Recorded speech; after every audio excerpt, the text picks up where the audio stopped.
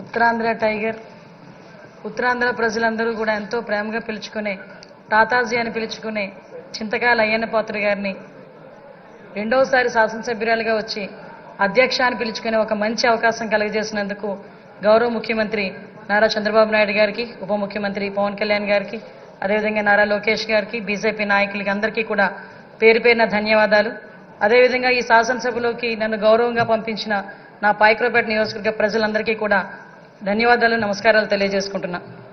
7 సార్లు ఎమ్మెల్యే, 5 సార్లు మంత్రి, 1 సారి ఎంపీ, ఇన్ని సార్లు రాజకీయ జీవితం గడిపినా కూడా ఎక్కడా కూడా భూతద్దం పెట్టి ఎతికినా కూడా ఒక మచ్చ కూడా కనిపించక, కేసు పెట్టాలని ప్రయత్నం చేసినా కూడా ఏమీ కనబడక, నిర్భయ యాక్టులు పెట్టుకునే స్థాయికి దిగజారిన ఆ గవర్నమెంట్లో కూడా ఎదురుడి నిలబడిన ధీరుడు మా అయ్యన్న పాత్రుడు గారు, మా తాతాజీ గారు.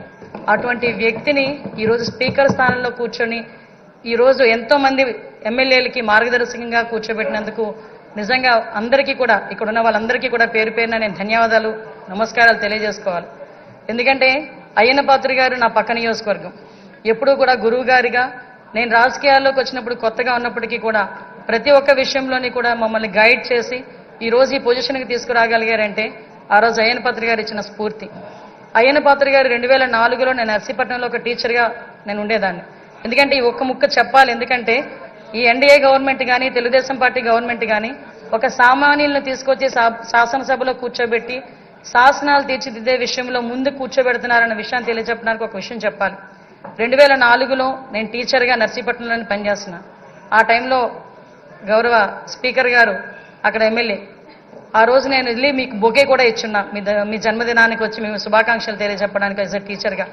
మళ్ళా ఈరోజు ఇక్కడ కూర్చొని ఒక శాసనసభలో ఒక మంత్రిగా, ఒక స్పీకర్గా మీకు ధన్యవాదాలు తెలియజేసుకునే ఒక మంచి అవకాశం ఇచ్చినందుకు తెలుగుదేశం పార్టీ అధినేతగా చంద్రబాబు నాయుడు గారికి అందరి తరపున నేను ధన్యవాదాలు, నమస్కారాలు తెలియజేసుకోవాలి. ముఖ్యంగా మీరు చాలా మంది ఇప్పుడు చెప్పారు, 40 సంవత్సరాల సుదీర్ఘ రాజకీయ చరిత్ర, ఎక్కడా కూడా మచ్చలేదు, ఎన్నో